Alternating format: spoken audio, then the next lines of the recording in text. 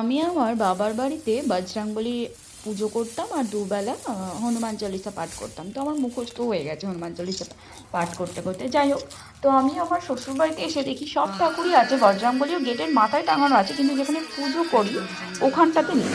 আমি বলতে আমার হাজব্যান্ড এই মূর্তিটা এনে দিয়েছিল আর আমার দেওর সেটা খুলে দেখাচ্ছিল, এই যে মেয়েটা সিঁদুর, হনুমান চালিসা আর বজরংবলীকে। পরের দিনই ছিল আমাদের লক্ষ্মীর খণ্ডবালা পুজো, ব্রাহ্মণ আসবে পুজো করতে। আর তখনই আমার শ্বশুর বললো যে যেহেতু মূর্তি চলে এসেছে মূর্তিটাকেও প্রতিষ্ঠা করে দিতে, যার জন্য মা সব জোগাড় করে রেখেছিল।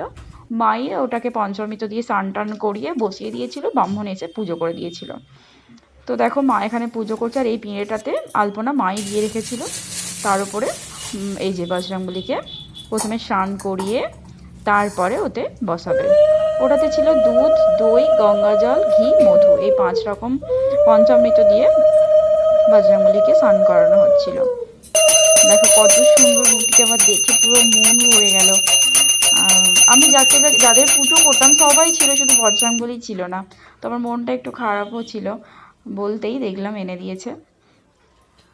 এই যে আমার শ্বশুরবাড়ির যে ঠাকুর ঘরটা সেটা দেখাবে, একটু শর্ট জায়গা, ঠাকুর ঘর হবে নতুন করে, যেদিনকে ভগবান দিন দেবে সেটি হবে। আর এই যে মা এখানে পুজো করছে।